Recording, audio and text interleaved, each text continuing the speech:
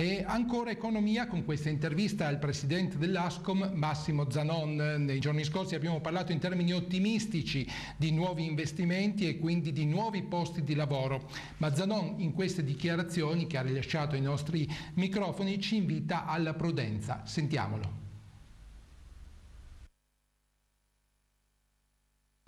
Presidente Zanon, torna l'annoso problema delle domeniche aperte. Portogruaro ha delle possibilità di sviluppo certamente dal punto di vista commerciale, come magari altre località del Veneto, però questa regione è penalizzata rispetto al vicino Friuli Venezia Giulia. Che fare dunque? Ma si sta lavorando già da molto tempo insieme alla Regione Veneto per tentare di togliere quelle grosse disparità di trattamento che esistono nelle aree di confine, vale sia per quanto riguarda alcuni benefici dei cittadini, vale anche per alcuni benefici delle imprese. Noi come Confcommercio stiamo tentando in tutti i modi di far capire a chi ci amministra a livello regionale che il problema è un problema di concorrenza che non possiamo in qualche modo controbattere, è un problema comunque anche di forte trasformazione.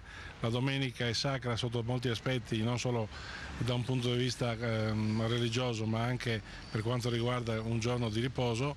È anche vero però che nel giorno di riposo oggi c'è una richiesta di negozi aperti da parte dei cittadini che una volta non c'era, quindi è una battaglia che non avrà probabilmente neanche con una nuova regola mai un punto definitivo. Quali risposte ci sono da parte delle istituzioni del mondo politico? Questa è una giunta che da pochi mesi sta governando, non ha ancora su questo tema stabilito un percorso definitivo. Quello che per noi è importante, lo diciamo sempre, è che siccome oggi siamo già in troppi e siccome per quanto riguarda la capacità di spesa dei cittadini, che non sono solo i locali ma sono anche di Veneto e Friuli messi assieme, non è che possa aumentare tutti i giorni, prima creare delle nuove regole e poi rilanciare nella competizione, che in questo momento qua è più una giungla che una giusta risposta alle richieste di un moderno commercio, di una moderna offerta di proposte e anche di innovazione. Ci sono delle nuove aperture che si attendono, ci saranno quindi nuovi posti di lavoro?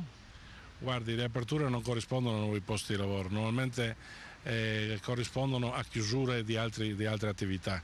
È un'innovazione su cui mettersi contro sarebbe anacronistico e probabilmente fuori dai tempi, però oggi, siccome noi abbiamo la stragrande maggioranza dei nostri associati che hanno sempre fatto il loro dovere, hanno sempre pagato tutto quello che c'era da pagare per quanto riguarda gli oneri nei loro singoli comuni, vogliamo ancora di più di prima, e qualche volta ci siamo riusciti ma non sempre, che vengano rispettate le dignità delle persone, delle loro aziende e delle loro famiglie.